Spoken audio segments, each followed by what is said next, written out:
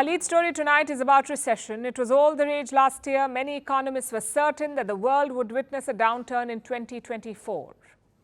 And now it's unfolding as we speak. Thankfully, no doomsday scenarios yet. This recession wave is picking its targets.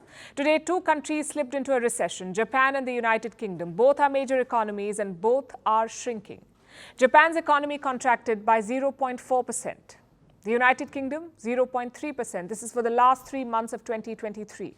Now, these economies have been steadily declining. From July to September, Japan dipped by 3.3%.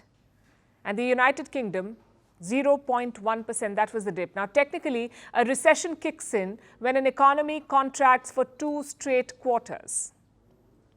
So, if it sees a dip for 6 months straight, it's recession. So, going by today's numbers, it is official. There is a recession in the UK and Japan. The UK's decline is on expected lines. Major sectors like manufacturing and construction are not firing. The cost of living remains high, and the pound continues to steadily weaken against the dollar and the euro. For the entire year, the United Kingdom grew by just 0.1%, which is hardly any growth. The UK is reporting its weakest numbers since the 2009 financial crisis.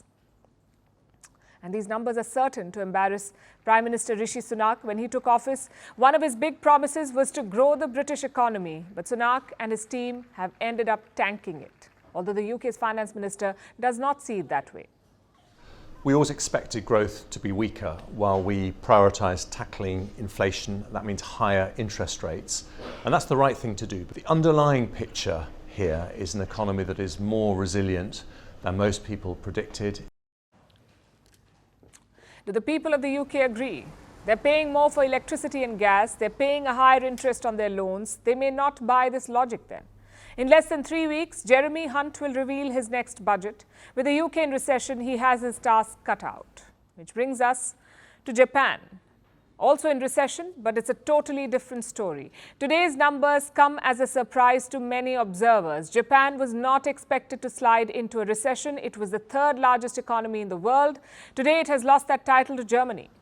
The German economy is worth $4.4 trillion. Japan is now down to $4.2 trillion. I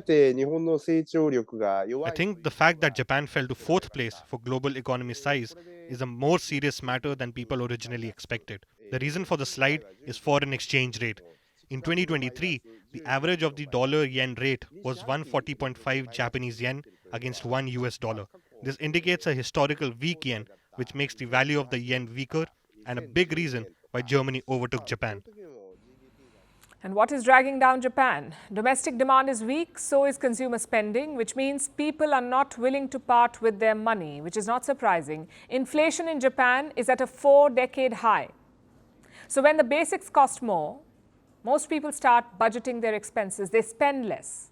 What is worrying is the decline in business activity. Japanese businesses are spending less. And that's a matter of concern because when businesses tighten their belts, workers usually get poor increments. There could even be job cuts.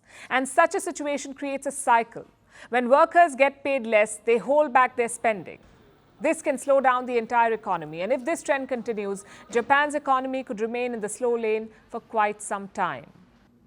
Now, the question is, will more countries follow suit? Will more economies fall into a recession? Honestly, it's too early to say. Some experts claim this recession wave won't be like the previous ones. It won't stick around for a long time. The recovery could be quick. But the optimists got another setback today from the European Union. The EU has released new projections. The Eurozone has cut its growth forecast. The earlier projection was for 1.2% growth. The new number is 0.8%, which is not a recession, but growth will be less than 1%. So the negative sentiment is spreading. Whenever major economies dip into a recession, it sends ripples across the world. Other countries begin to worry. It's a bit like watching a stack of dominoes fall, with everyone hoping it doesn't reach their side of the table. From impeachments to inaugurations, if it's a political story, we are on the scene. The race for the White House is heating up. We're beating Biden. How dare he say that? If it's breaking news, we're live with the latest coverage. From the White House, the State Department, and Capitol Hill, we know the issues, but above all, we know the players to bring you the latest in-depth analysis on all the key stories that we're covering. I'm Eric Ham. Join me from Washington here on Firstpost America.